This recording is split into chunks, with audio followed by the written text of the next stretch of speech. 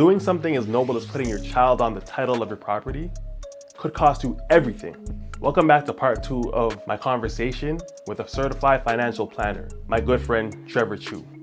And if you thought the first episode was fire, wait until you hear this. We're talking about real life cases where people lost or protected millions of dollars, how to pass on your home to the next generation the right way, and the tax traps that most people don't see coming. Let's get into it. Oh yeah, and if you don't know me, my name is Odane Harding. I'm a real estate agent here in the GTA.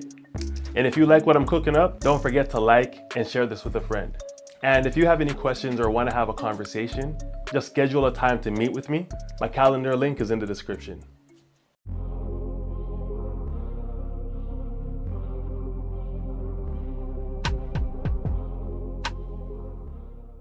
Life insurance is tax-free.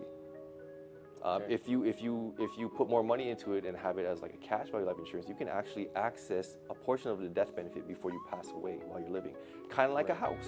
Yes. I actually sold my rental property in 2021 because I knew they were going to change. Before they even announced it, I knew they were going to bring up capital gains tax because they were talking about it. They haven't touched it in 24 years. Right. They didn't actually change it though. They didn't actually. They were proposing to change it. They were going to change it, but last minute they said, okay, we're not going to do it anymore. Right. And I know a lot of people started leaving the country.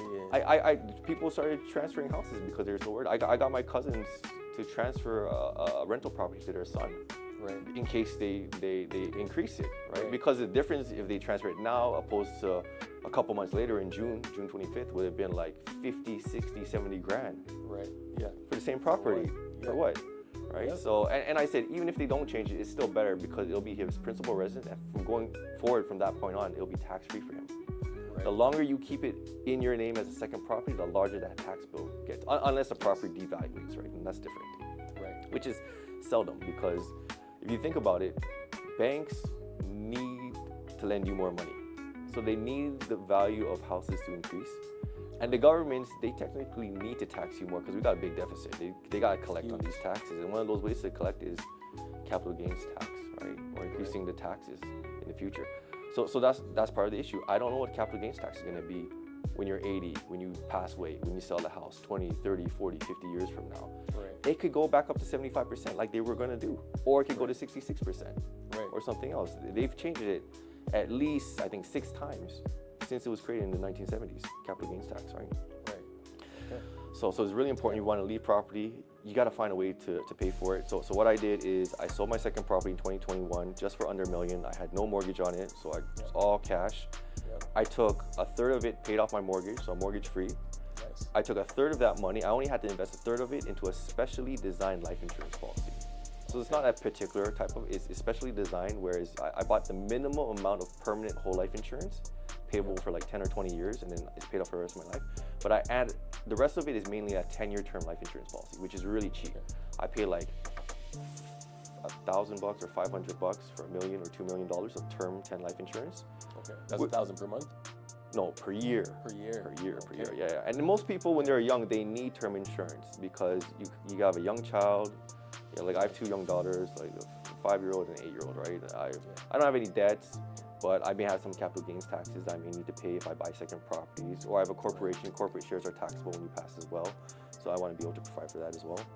Yeah. And also, more importantly, replacement of income. Right. My first claim was my friend. He passed away when he was 26 from lymphoma cancer. He had a 1-year-old child and a mortgage and a wife. Right. I got him, he was adamant about just getting enough insurance just to cover the mortgage. Right. I did that. My policy paid out within a week. All my policies pay out like within a month, couple weeks. I've never had a claim denied. Most of the claims you hear about getting denied are at a group level. So when you go get a mortgage at the bank, the bank's gonna ask you to buy bank mortgage insurance.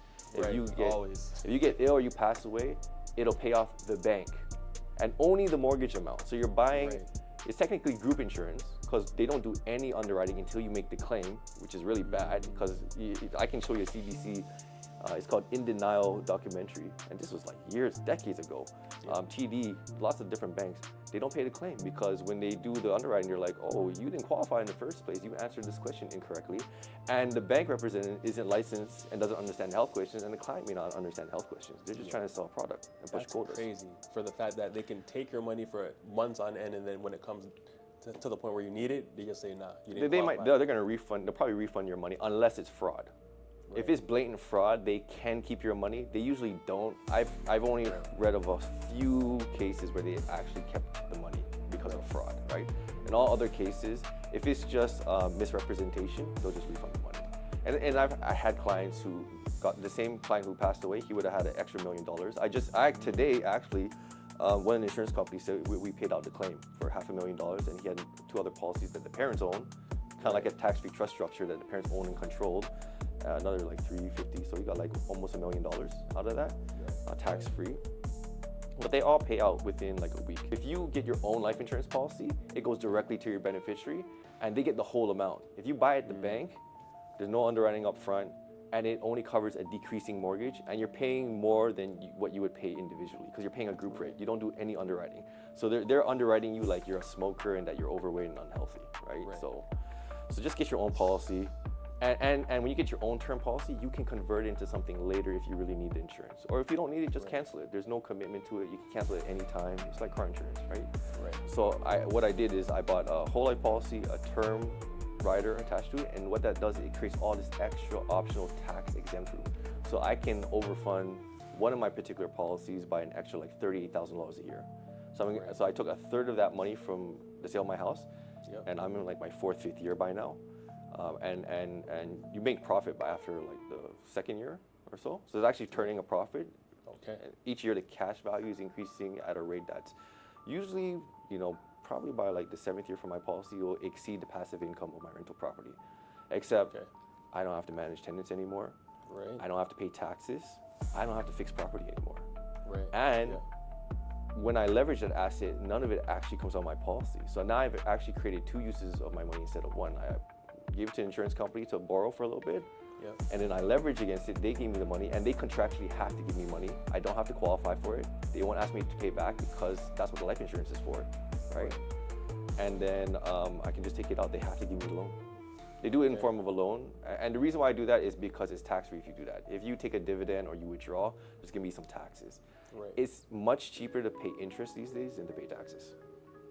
You heard of Robert Kiyosaki? Rich Dad, Poor Dad? Elon Musk? They don't pay themselves any income. You look at their tax return, like little to no income, because they leverage all their stocks, their real estate, and they live off of that. So I know I said earlier that the borrower is slave to the lender. So that's true, but the reality is you're gonna buy a house, you're probably gonna have to get into some debt. Right? We live in a debt-based economy. You're probably gonna have to finance a car with debt, finance your tuition, your college with debt, right? As long as you have a plan to repay that debt and you know when you're gonna be debt-free, that's the most important thing when you got debt, right? And so with life insurance, that's why they're able to lend you that money and not ask you to pay any of it or service any of the interest, because they got a guaranteed death benefit when you die. Everyone has to die. Everyone has to pay taxes, and life insurance solves one of those problems, right? So you have experience with mortgages. Is that similar to like a reverse mortgage, if you were to get one?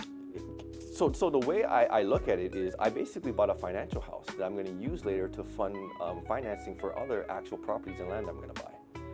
So instead of buying another second property, what I did is I sold my second property, so I have no more capital gains tax, put into this specially designed life insurance policy, which is really, they call it an infinite banking strategy. Right. So ask you about that. Yeah. So it's basically a way where you put money in and you're actually using the bank's money to live off of, and your money continues to compound tax-free in that policy. So if I got $1 million cash value in that policy, I can borrow it out. I don't have to service the interest. I'll pay back when I pass away because the death benefit is increasing at a similar or greater rate than the policy loan, just like a house. That's why I call it a financial house, because it works the same. The cash value is really advanced with the death benefit before you pass away, just like equity in your house is advanced with the sale price before you sell it. So I just think of it as a tax-free house that I won't sell until I pass away. Right, and it's gonna fund my real estate. So I become my own bank. So that's the whole concept of infinite banking, is that you don't go to the bank anymore for lending. You become your own bank, and you leverage your own assets without having to ask the bank to leverage against it, right? So life insurance has that built-in feature. You just request it, they give you the money, you don't have to qualify for it.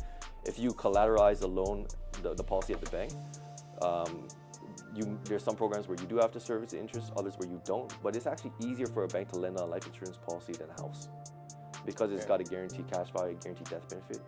There's no risk. Sometimes you get prime plus one, cheaper than the house, right? Okay, that's real, way and they'll go 100% of the cash value with whole life policies. Universal life maybe 50%, depending on investments, right? But insurance is it's probably the most misunderstood financial vehicle because advisors only need to pass the licensing exam. They only need 60%. And majority of them, so if they're past 60%, they only understand 40% of the material they don't understand. Right. Yeah, that's a lot. And then each insurance company has different types of products and different ways they manage their products. So if you don't understand all of them and you don't understand your client situation and you set them up with the wrong thing, that's how you end up with stories of people canceling their policy. And again, that's one of the only ways to lose your money with a whole life policy in particular, is if you cancel early.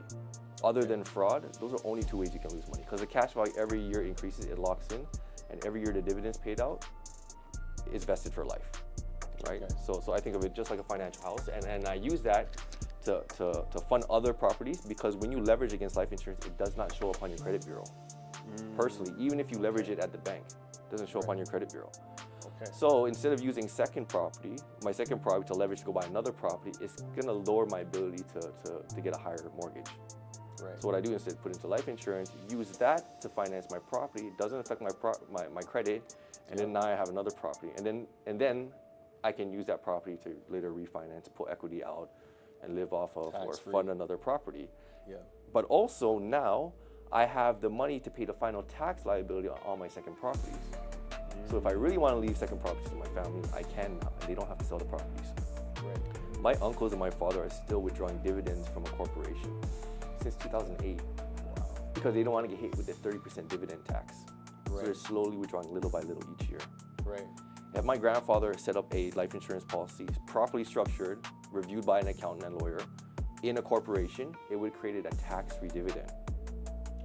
So because in our Canadian tax system, CRA has something called integration, where they want it to be equal, whether you do it corporately or personally.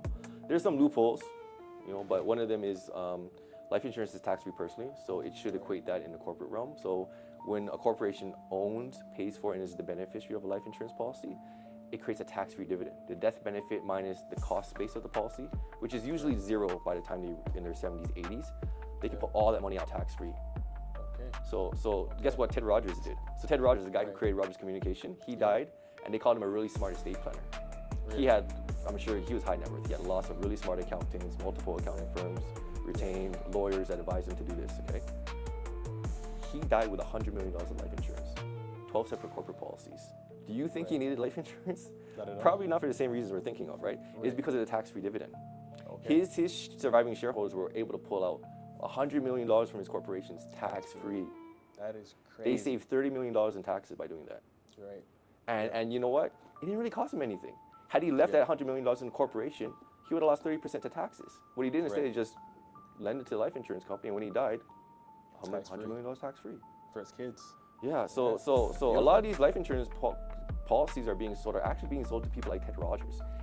80% of the premiums that come from two of the major carriers, the two largest carriers, come from only 8 to 10% of their clients. They're not selling to you and me.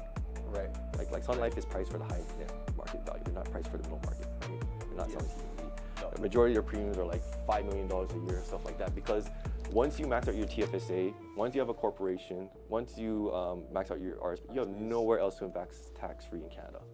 In Canada, all you have is the TFSA, 102,000 or so room if you were born a certain year. FHSA if you're a first-time home buyer, 40 grand. It's not much there. That's not even 150. RSPs are tax deferred, but when you withdraw them, they're fully taxable.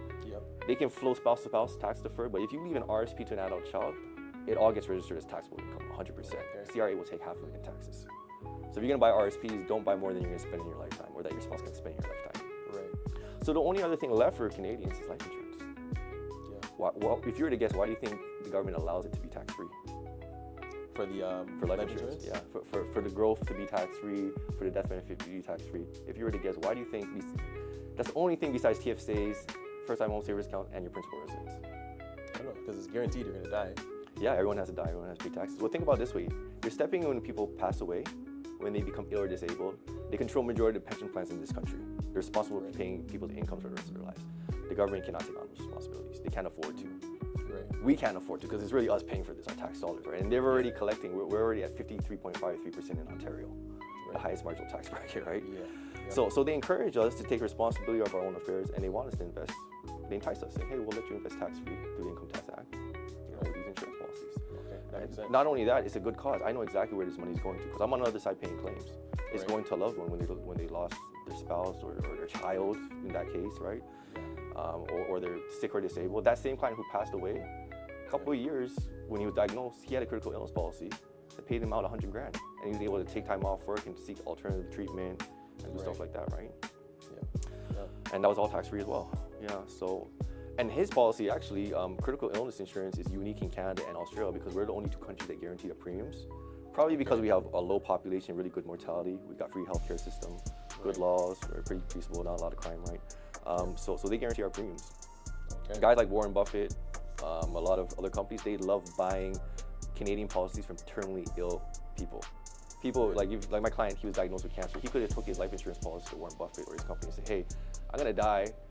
This policy is worth $1 million. Will you give me $700,000 now? And when I die, you collect $1 million?" They love buying Canadian policies because of our guarantees.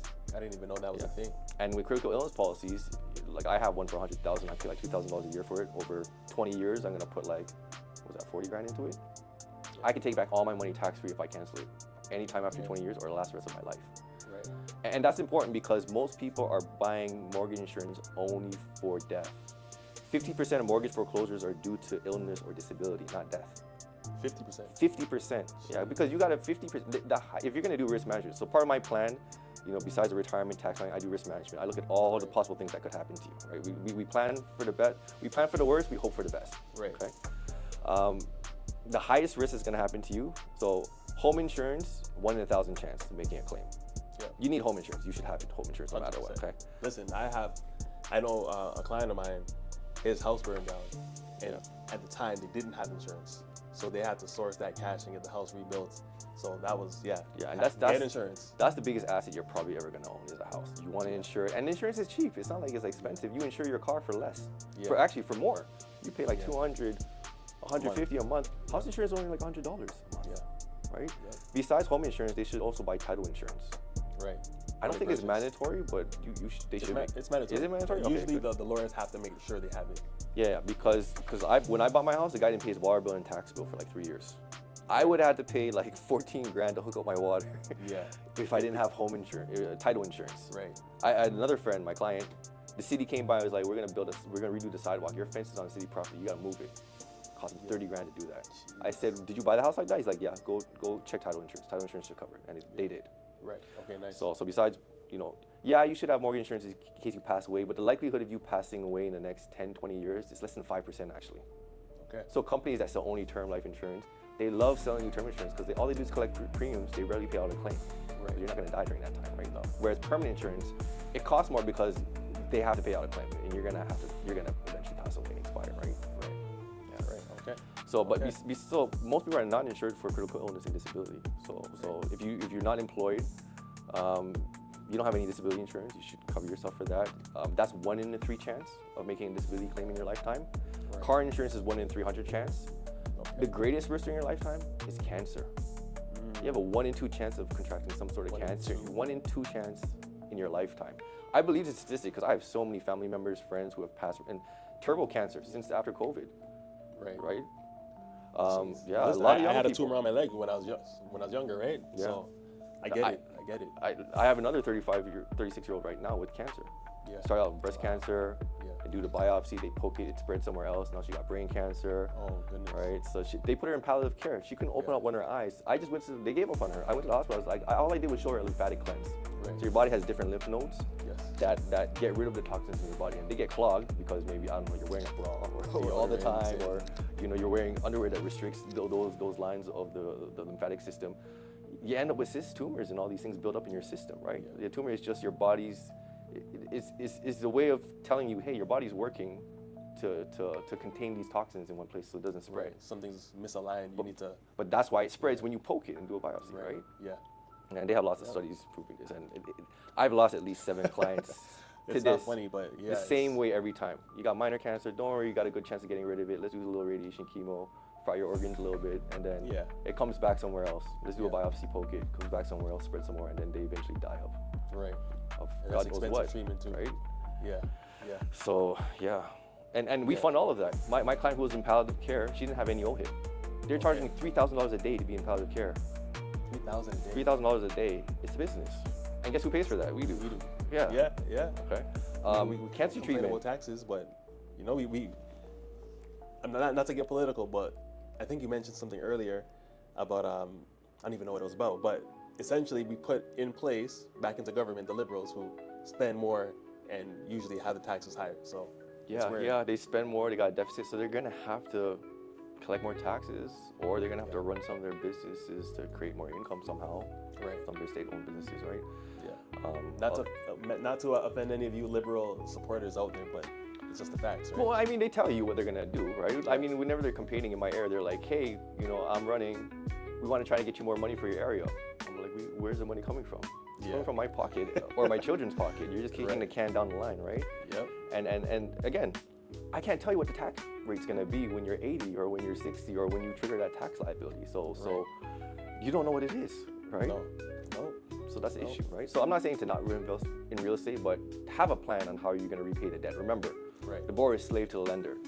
When you buy second properties, your silent partner is CRA. Right. They get part of your rental income when you declare it. Yep. And then when you sell the property, the second properties, you pay capital gains tax, whatever that rate is. Could be 50%, could be 66, could be 75%, could be more, who knows? Whatever they want to change it to, right? Yeah. So you know, you should own real estate. You need a place to live. You should definitely own a principal residence in Canada, unless you don't plan on living here long term. But even if like you buy real estate and you sell it or you move, you get all of it tax free. Right. And as you're paying into your mortgage, part of that, most of it is going to interest in the beginning. But maybe 40% is going towards your principal in the beginning, and then later on maybe more. So you're actually paying into equity when you sell a house or you do a home equity line of credit. You can pull it back out later, right? Right. Yeah. So it's still a good idea to invest in real estate. It's just the sequence that you do things. Right. Yeah. Yes. Yeah. Okay. Well, we talked about a lot there. I don't know how many of these questions I had pre-planned that we actually got to, but let me go to some of the quick hitting ones as we wrap up here. All right. So what's one mindset shift that changed everything for you? Real estate is not really passive. A lot of people think it's passive, but it's not. You got managed tenants, you got fixed property. If you hire somebody, you gotta hire them. It might be passive, but then they're cutting into your profit. Right. So like you can invest in REITs if you want to make it really passive and let everybody do something else. You take less of a cut. But if you want to make all the profit, you got to put some elbow grease in there. You got to fix your property. You got to manage your tenants. You got to pick your tenants. You got to try to evict them if they don't pay the rent. You got to go to court if they challenge you, if they squat in your house. So I always say real estate rental is good if you find a good tenant. If you get a bad tenant, that's the issue. It's a nightmare. Yeah. So just make sure you do your screening processes. I was at both ends. So I was a landlord, but I also worked at a youth shelter actually as well. Okay. I did relief work. I volunteered there, and they're like, just work for us. I'm like, I can't. I'll just do relief. I'll just work whenever I can with you guys. Right. But I actually ran the hostel to homes program where I'd actually help youth find housing to rent and live in. Right. So I know what it is on both sides to find housing and also to get to get a tenant in there, right? So it's always important you screen your client, your tenant, get a credit check, get a police background check. Don't ask the current landlord for reference. Ask the previous landlord, because the current landlord might want to get them out immediately, and they'll tell you whatever they want. Right. Ask the previous, ask their employer about references, stuff like that, right? Right. Yeah. Another tip with renting to people is when you call their employer, ask for a job first, because the trick is a lot of people use their friends as their employer, right? Yeah. And they answer and say, yeah, great worker, whatever. But if you say, I'm looking for a job, and they're like completely caught off guard if they're not an actual employer. Yeah. Okay. Yeah, no, it's definitely a good idea. You definitely want to vet your references, because people could give out fake references. Yeah. And the whole criminal background check, that's one, I haven't even done that. But I know there's a service called Single Key. Yeah. They do that. Yeah. Or my background check, or different ones are out there. Yeah, you should, because you don't know who's living there, right? You could have a... So where can people connect with you if they want to learn more about what you do, or if they want to, I guess, use you as the person that gets insurance or planning? They can just call me directly. My website is legacyfinancial.ca, or you can just call me directly, 416-738-9721. I have a Calendly booking link on my webpage. You just book a time for me online, or phone, or in person. I'm in the East Scarborough area if you want to come in person. Or you just get me through a referral through someone like yourself, like a professional. I work with lots of professionals. Actually, I have a team of professionals. We have like different, like I have a real estate lawyer, general insurance broker, mortgage broker. We just got rid of our real estate seat, so we're looking for a new real estate person for our real estate seat. Okay. And we're missing an accountant in our group. Okay. Yeah. But I do have other accountants I work with. My main practice is actually working with accounting firms and accountants. Okay. It sounds kind of weird what I do, but I help accountants eliminate and reduce taxes. You were telling me that? Yeah, accountants can only defer taxes, really. Right. I can actually come there and actually eliminate some of the taxes. So for instance, if a client knows that they're going to owe $1 million tax liability on their second properties, I can probably reduce that tax bill by like 40% guaranteed. Okay. Upfront, right? So instead of them paying $1 million, maybe they only give me, or maybe they only put in like 600,000, or if they're younger, maybe only like 400,000. If they're really young, maybe only 200,000. Right. Life insurance is simply buying tax-free money at a guaranteed discount price. That's all it is. I mean, think about it. When I pay out a claim, the beneficiary, all they understand in their mind is it's money and it's tax-free, and it's worth a lot more than what the person paid for. Right. Right. That's all it is. So really, the best policy is the one that's enforced when you pass away. Unless you can tell me when you're gonna pass away, nobody knows the answer to that question. Okay. If you pass away in the next 10 years, you should probably get some term. If you're gonna live to life expectancy, probably you need some permanent, right? So you probably need a blend of both, right? So there's no such thing as one shoe fits all for anything, right? No, you got to really know your circumstance. So part of what I do is I really get to know the client. I ask a whole bunch of questions. Do you have a will, power of attorney? What are your debts? How many properties do you have? What's the tax like? What did you buy them for? What are they worth now to calculate tax liability? And I give them a whole chart like of each property, current tax liability if they sell now, or 15, 20 years from now when it's double the value or when it's triple the value, what is the tax liability going to be? Right. Okay. So you know what you're dealing with. The way to eliminate it is through insurance. That's the cheapest way. Yeah, because you can get $1 million tax-free paid out when you pass away, and that's when you need it, when it's triggered, right? You don't need it now, and you only pay like, if you're older, maybe $600,000 over your lifetime for it, or if you're younger, maybe only $200,000, $300,000 for $1 million. So you're buying tax-free money at a guaranteed discount price. You're paying $200,000, $300,000, $600,000 for $1 million tax-free guaranteed. Yeah, that's all it is, really, right? So that's why I say it's the most misunderstood financial vehicle, and that's part of the reason why I'm able to eliminate taxes with accountants, because they don't understand life insurance. No, not at all. They don't take any courses on life insurance. Their only understanding of life insurance typically is the CPA term insurance that they have through their group, right? So they don't really understand anything else, right? Unless they're working with someone like me or their life license and they do understand some of these strategies. Because again, if you own in a corporation, increase the tax-free dividend. If a corporation is making more than $50,000 of passive income, they get their small business deduction clawed back. So in Canada, if you are you incorporated? Not yet. So if you decide to incorporate in the future, most people incorporate for legal liability, because if you get sued, they sue the corporation, and they don't sue you personally, right? Other reason besides legal liability is the ability to have a smaller tax rate and retain money in the corporation. So the first $500,000 of active business income in a corporation in Canada, well, in Ontario particularly, is only taxed at less than 13% or so. The first 100,000? First 500,000. 500,000. Yeah. So you make a lot of money in a corporation and pay less tax personally. Right. If that same person made that money personally, they pay 53% marginal tax bracket, above I think 250 or something. Right. But corporately, it's only 13% tax. Like if I make 400,000 a year, my tax bill is only like 44 grand, 45 grand. Right. If I do that personally, it's like half, it's like 200,000, right? Right. So how it works in a corporation is you're taxed very little, but what they do is you leave the money in the corporation. So if you can make enough to leave it in the corporation, then it makes sense. Right. Because what you can do now is you can control how much you get paid from the corporation. So for instance, I don't pay myself a salary because I don't want to pay in CPP. Yeah. I don't know what CPP. I'm pretty sure they're going to be able to guarantee the income because they'll just increase the contribution rate. Right now it's 9.9% or something. They'll just increase it like they have in the past. Right. If they feel like they can't, keep up with it. Yep. But I don't know what's going to be. Right. I don't know what's guaranteed at. It is indexed to inflation quarterly, so it is valuable. But I did the calculation and I worked out that even if I get a small CPP amount, but I take the savings and invest it into an individual pension plan. Yep. And what I did is I structured the individual pension plan in the TFSA, so all the income will be tax-free and all the growth will be tax-free when I withdraw it. So it'll give me a guaranteed tax-free income for the rest of my life. And I know every year it tells me exactly what my income is going to be when I pull it out at 65 or whatever age, starting from 55, I want to pull it out. Right. So it's like a defined benefit pension plan, except it's hybrid where I can pick investments, try to beat the pension plan.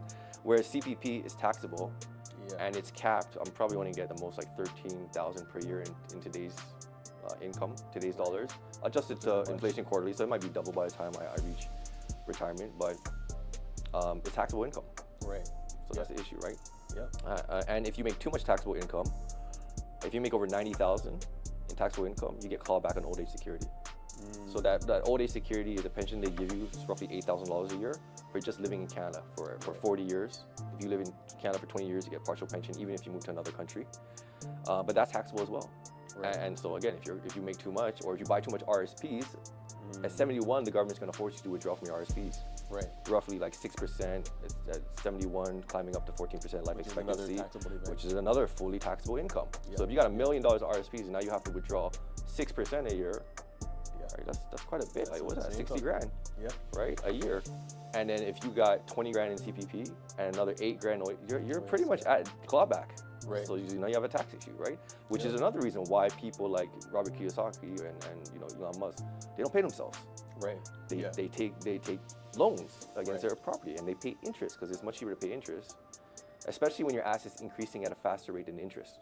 Right. Like, it's like borrowing to invest. Some people, they take a HELOC out or take investment loan, and they pay like 5% on the loan, but then they invest and earn more than 5%.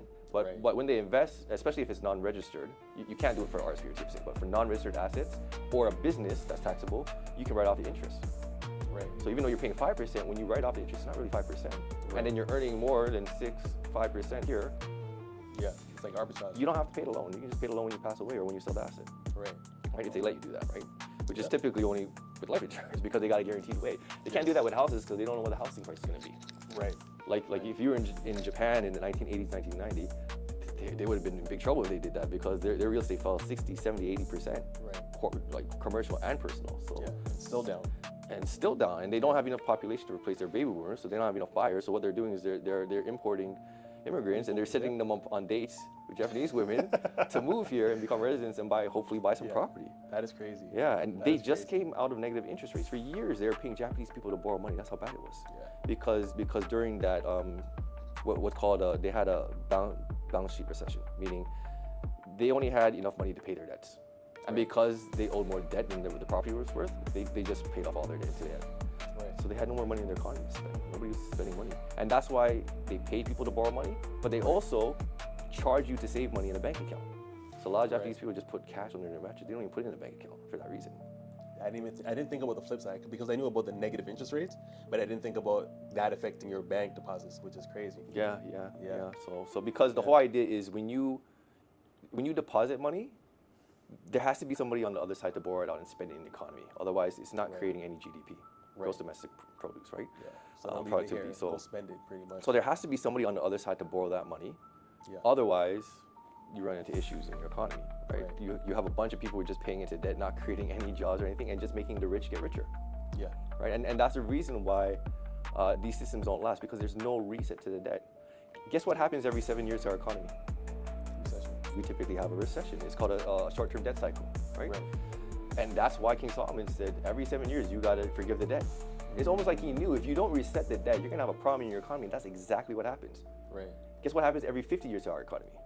Not sure. We go through a long-term debt cycle, and we could end up in a depression. Okay. And again, back to Ray Dalio, he explains. He's got a whole video. I think I put it on my website too. Okay. In the resources section, you can watch it. It's like an hour long. He explains the whole economy and how that works and how they deleverage during that cycle. Because you reach a point in the economy where interest rates are so low. If it's cheap to borrow money, people are just going to borrow a lot of money, and they're going to raise the price of everything. Yeah. And now what do you have? You have a whole bunch of people with a lot of debt now. Which is why now in real estate it's a sweet spot, because interest rates are relatively low. They're still relatively low, yeah, even though they have risen. But that's part of the issue, is that people were accustomed to 1% interest rate. They got mortgage at 1%. Yeah. Close to 0%, and then all of a sudden it's at 5, 6, 7%. Can't pay it back fast. Yeah. I had clients who they were on a fixed payment mortgage, so meaning they pay the same amount even if their interest rate increase, and all the extra payment will just occur until the end of the term, and when they renew, they have to pay all that off. So I literally had clients at the end of the renewal had to pay like 20, 30, 50, 60 grand just to renew their mortgage. Right. Yeah. Right? So that's where variable kind of bit people. Yeah. But it's gone back down, so you're kind of in a better rate now. So and it's either that or your payment went up, right? Yeah, and likely they're probably gonna have to keep the interest rate low to stimulate the economy coming out of COVID and all that stuff and keep it stable. But the other hand, they had to increase it because of inflation. Because Right. why? Because they printed so much money, right? Yeah. So they're creating a lot of their own problems because they don't have a reset. Right. Our economy is it's not a real economy. It's a system of perpetual slavery, because you have the rich getting richer. They're creating money out of money that doesn't exist. So it's Right. magic. It's actually the system is actually based on a type of magic. Actually, a compounding magic if you research it properly. Yeah. Yeah. This type of banking wasn't really prevalent. There are groups of people that tried to introduce this into several countries in Europe, and they got kicked out all those countries, and they eventually ended up in Germany. Right. And yeah. Okay. So and then yeah, they control majority of the banks and print our money and dictate our monetary policy, some fiscal policy too. Yeah. We're gonna go deeper into that off camera. Yeah. But So Trevor, all I know is I don't know enough about what you talked about, so we definitely have to go into a deeper discussion. But yeah, I would love to have you back on the show. yeah, for sure. And yeah, thank you for blessing the viewers with everything that you know. Well, not everything that you know, but what you discussed today.